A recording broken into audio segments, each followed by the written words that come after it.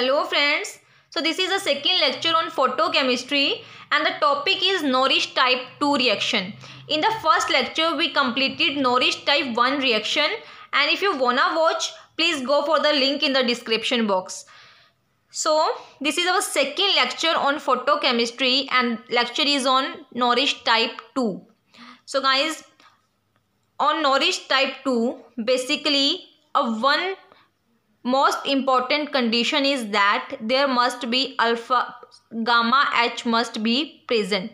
gamma H must be present. कोई भी reactant अगर हमारे पास है उसमें नॉरिश टाइप 2 रिएक्शन तभी पॉसिबल है अगर उसमें गामा H प्रेजेंट होगा. आइए देखिए किस तरह से नॉरिश टाइप 2 रिएक्शन होगी. ये हमारे पास है कोई कंपाउंड.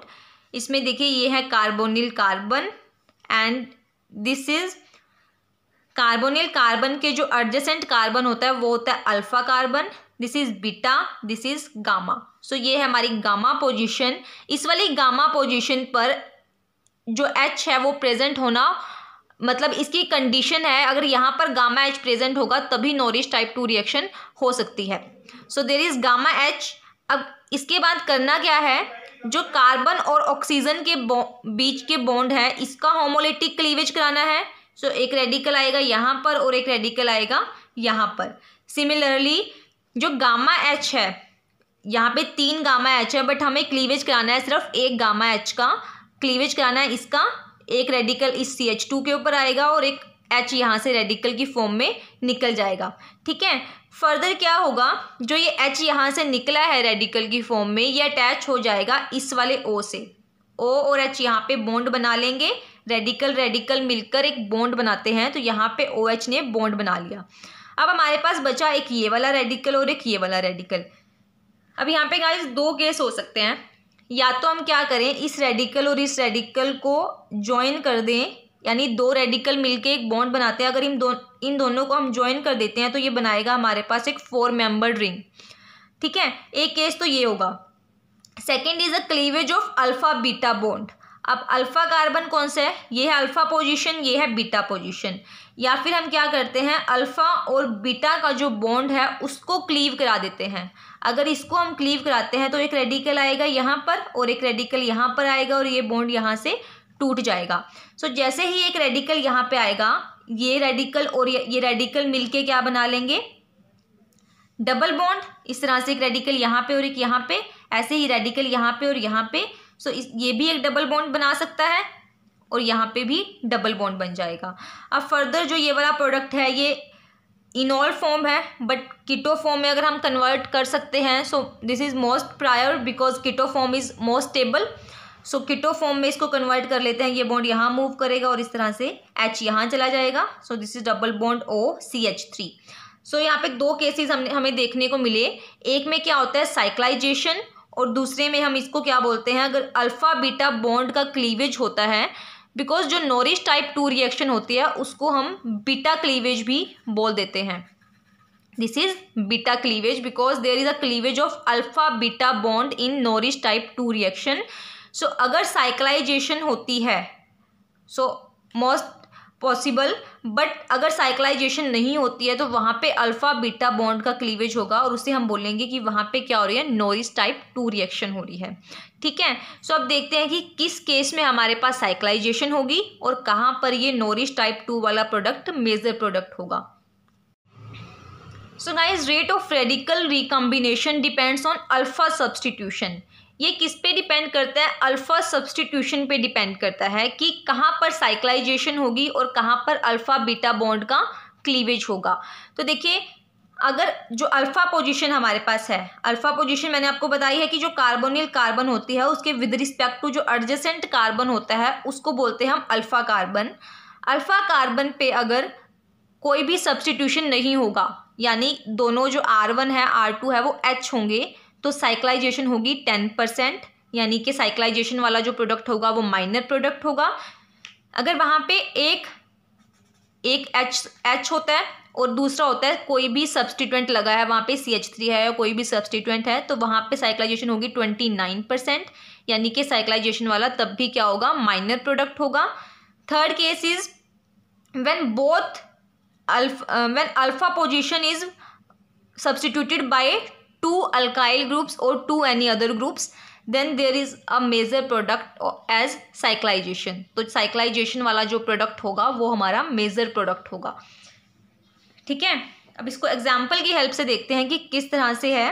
देखिए ये एग्जाम्पल है, यहाँ पे ये कार्बोनिल कार्बन है और ये हमारे पास अल्फा कार्बन. अब देखिए अल्फा कार्बन पे क्या है, एक CH3 लगा है और एक CH3 लगा है, यानी 2 CH3 ग्रुप यहाँ पे लगे हैं, यानी कि जो R1 है और R2 है दोनों क्या हैं, CH3 हैं. सो इस जब अल्फा पोजीशन 2 ग्रुप से सब्सटीट्यूटेड हो तो वहाँ पे साइक्लाइजेशन वाला प्रोडक्ट क्या होता है, मेजर प्रोडक्ट होता है. सो जब इसको हम फोटोकेमिकल कंडीशन प्रोवाइड करेंगे तो क्या होगा, सिमिलर करना तो वही है हर केस में. हमें इस बॉन्ड का क्लीवेज होगा और यहाँ से gamma alpha beta gamma gamma H का क्लीवेज होगा और ये गामा एच यहाँ पे जाके इससे अटैच हो जाएगा. अब हमारे पास बचता है ये वाला रेडिकल और ये रेडिकल. अब हमें डिसाइड करना है कि यहाँ पर फर्दर प्रोडक्ट की फॉर्मेशन क्या होगी. सो एज यहाँ पर अल्फा पोजीशन जो है वो सब्सटीट्यूटेड थी, दोनों सब्सटीट्यूएंट लगे हैं, सो यहाँ पे साइक्लाइजेशन पॉसिबल है बिकॉज 89% साइक्लाइजेशन अगर हो रहा है तो मेजर प्रोडक्ट कौन सा होगा, साइक्लाइजेशन वाला. So there is cyclization and this radical combine to form a bond and here is a formation of 4 member ring. So this is cyclization because there is a substitution at alpha position, so our major product is of cyclization. So friends ये आपको याद रखना है कि अगर substitution होती है alpha position पर तो वहाँ पे फेवर करेगा साइक्लाइजेशन, बट अगर सब्सटीट्यूशन होती है बीटा पोजीशन पर तो वहाँ पे फेवर्स करेगा Norris type 2 product. Norris type 2 product हम उसे इसलिए कह रहे हैं बिकॉज उसमें अल्फा बीटा बॉन्ड का क्लीवेज होता है, कोई साइक्लाइजेशन नहीं होती. अब हम डिस्कस करेंगे केस जहाँ पे सब्सटीट्यूशन है बीटा पोजीशन पर. So this is alpha position, this is beta position and there is substitution on beta position. So our major product here is Norris type 2 product. So there is a cleavage of this bond and cleavage of H from here. So this is CH2 radical and H radical. This H radical got combined to this O. Here we have this radical and this radical. Now there is a substitution at beta position. So final product is Norris type 2. So there is a cleavage of alpha beta bond.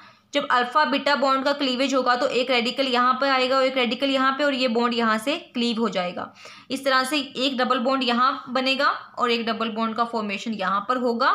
अब जो हमारे पास enol form है उसको convert कर लेंगे keto form में and this is our final product in the case of beta substitution. So अगर alpha substitution होगा वहाँ पे साइक्लाइजेशन होगी, बीटा सब्सटीट्यूशन होगा तो वहाँ पे नॉरिस टाइप 2 प्रोडक्ट हमारा मेजर प्रोडक्ट होगा. Next example this one. अब देखिए बस हमें पोजीशंस को देखना है कि कौन अल्फा पोजीशन है, कौन सी बीटा पोजीशन यहाँ पर प्रेजेंट है.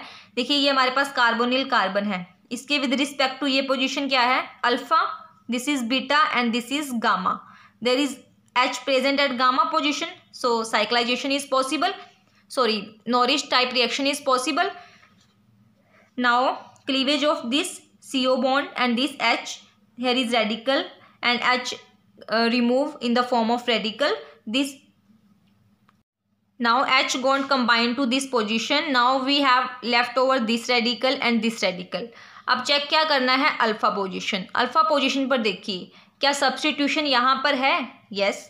यहाँ पर कोई H प्रेजेंट है ही नहीं, तो एक सब्सटीट्यूएंट ये रहा और एक सब्सटीट्यूएंट ये रहा. ठीक है, सो सब्सटीट्यूशन है यहाँ पर. सो अगर दोनों ही सब्सटीट्यूएंट अटैच हों अल्फा पोजीशन पर तो वहाँ पे मेजर प्रोडक्ट होता है साइक्लाइजेशन वाला. तो सिंपली हमें कुछ नहीं करना, इन दोनों को कंबाइन करना है रेडिकल्स को, यहाँ पे हो जाएगी cyclization and this is our major product in this case. Next is this is our carbonyl carbon. This is alpha position, this is beta and this is gamma. There is a H at gamma position. So क्या करना है, इस bond का cleavage होगा, यहाँ से इस gamma H का क्लीवेज होगा. So this is H radical radical. Now this H got attach to this position. We have left over this radical and this radical. This is alpha position. अब alpha position पर कोई भी H present नहीं है, that means दोनों जो हैं वो सब्सटीट्यूएंट अटैच्ड हैं और अगर दोनों सब्सटीट्यूएंट हैं तो वहाँ पे होगा साइक्लाइजेशन. सो बिना सोचे ही हमने क्या करना है, दोनों रेडिकल्स को कंबाइन करना है और यहाँ पे हो जाएगी cyclization and this is our major product. So next one example, this is carbonyl carbon, this is alpha position, this is beta, and this is gamma. So here is gamma H, so possibility of Norris type 2. So we have condition, photochemical condition. Now we have to cleave this bond and this gamma H bond, this H attached to this position, and here is one radical and one radical here. Now we have two possibilities, either we undergo cyclization or Norris type 2.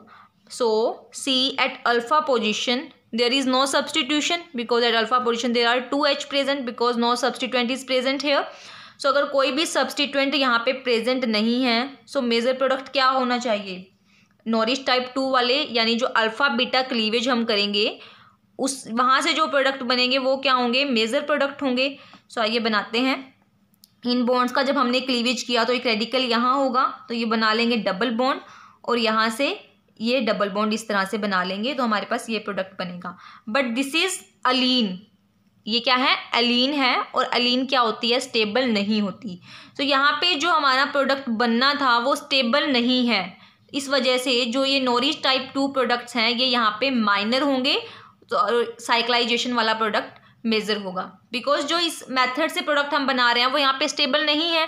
तो अगर stable नहीं है, जो दूसरा cyclisation वाला product है उसको हम मानेंगे मेजर प्रोडक्ट.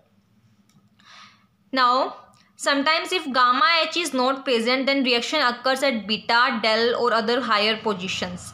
देखिए, अगर वहाँ पे गामा H प्रेजेंट नहीं है, वैसे तो gamma H is a most requirement for Norris type 2 reaction, but यहाँ पे कुछ केसेस, एक्सेप्शनल केसेस ऐसे भी हो जाते हैं कि जहाँ पे गामा H प्रेजेंट नहीं है तो कुछ हायर पोजीशंस पर वहाँ पे रिएक्शंस हो जाती हैं. तो ये इस एग्जांपल से देखिए, कार्बोनिल कार्बन है, this is alpha beta gamma delta and higher position. So यहाँ पे देखिए इस पोजीशन पर H प्रेजेंट है, सो इसी H का ये क्लीवेज कराएंगे. एक क्लीवेज यहाँ पे होगा और एक यहाँ पे होगा, ये H अटैच हो जाएगा यहाँ पे जाके, और ये रेडिकल यहाँ से बॉन्ड बना लेंगे. अब यहाँ पे दो प्रोडक्ट बन सकते हैं, या तो ये दोनों अबव द प्लेन हो या एक अबव द प्लेन और एक बिलो द प्लेन हो. सो जहाँ पे स्टीरियोकेमिस्ट्री अलग अलग होगी, बिकॉज वहाँ पे स्टेरिक हिंड्रेंस कम होगी, वो हमारा मेजर प्रोडक्ट होगा और दूसरे वाला माइनर प्रोडक्ट होगा. सो इस तरह से कुछ एक्सेप्शनल केसेस होते हैं जहाँ पे गामा H प्रेजेंट ना भी हो तब भी ये रिएक्शन हो जाती है. बट मोस्टली जो एग्जाम्पल्स हमारे पास आते हैं वो गामा H वाले ही आते हैं, बिकॉज गामा H में भी बहुत सारे रूल्स हैं जो कि एग्जामिनर चेक कर सकता है हमें पता है या नहीं पता. बट ये मैंने आपको इसलिए बताया ताकि कोई भी ऐसा एग्जाम्पल आए तो आप इजीली अटेम्प्ट कर पाओ. Next example, this is our carbonyl carbon, this is alpha beta gamma delta position. So there is H present at delta position. So here is Norrish type 2 with delta H. यहाँ पे del H के साथ क्या होगा, Norris type reaction होगी, और cyclisation होने के बाद हमें ये वाला प्रोडक्ट मिलेगा. सो इस तरह से वैसे तो गामा H रिक्वायरमेंट है इस रिएक्शन की, but in some of the cases, in some of exceptional cases, Norrish type 2 reaction also occurs at delta beta delta और higher positions. Okay, so this is our Norrish type 2 reaction. तो इसके मैंने इतने example आपको कराने थे, और I hope these examples are sufficient to understand Norrish type 2 reaction. So guys, मिलते हैं अपनी नेक्स्ट रिएक्शन के साथ in the next video. Thank you so much for watching.